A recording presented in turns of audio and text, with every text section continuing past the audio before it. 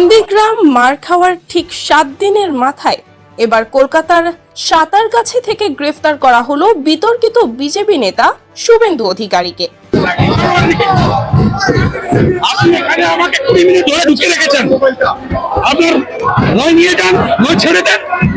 গতকাল বিকালে কলকাতার সাঁতারগাছি এলাকায় বিজেপি নেতা শুভেন্দু অধিকারী ও লকেট অধিকারী একটি জনসভায় যোগ দিতে যাচ্ছিলেন।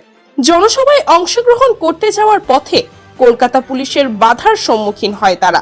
আটকে দেয়া হয় তাদের গাড়িবহর। তবে কলকাতা পুলিশ জানায় তার এই জনসভার জন্য অনুমতি ছিল না।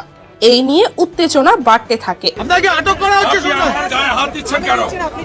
আপনাকে আটক করার জন্য প্রক্রিয়া শুরু হচ্ছে। শুভেন্দু আপনাকে আটক করা হচ্ছে, আপনি রেডি? আপনি গায়ে হাত দেবেন। এ সময় শুভেন্দু অধিকারীর সদস্যদের সঙ্গে ধস্তাধস্তি বাকবিতণ্ডায় জড়িয়ে পড়ে দুপক্ষই।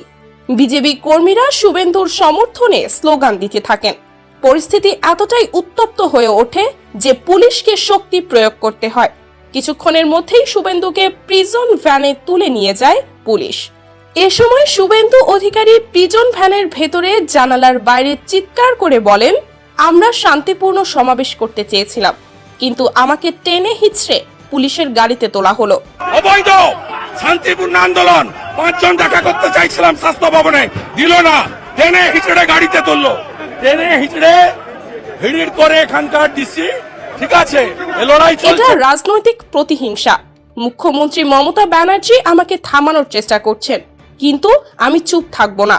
পুলিশ কর্মকর্তা বলেন, বিজেপি নেতা শুভেন্দু অধিকারীর বিরুদ্ধে সম্প্রতি মুখ্যমন্ত্রীকে নিয়ে বিতর্কিত মন্তব্য এবং কুরুচিপূর্ণ বক্তব্যের অভিযোগে মামলা হয়েছে, তাই তার বিরুদ্ধে আইন অনুযায়ী ব্যবস্থা নেওয়া হয়েছে।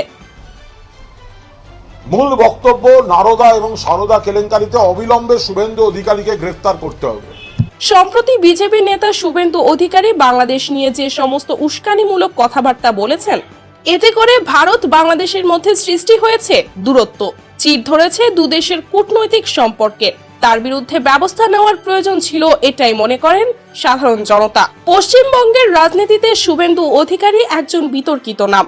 তার গ্রেফতার নিয়ে রাজ্য জুড়ে আলোচনার ঝড় উঠেছে। এই ঘটনা কি রাজনৈতিক প্রতিহিংসা নাকি আইন শৃঙ্খলার স্বাভাবিক প্রয়োগ? Desk report, BE news.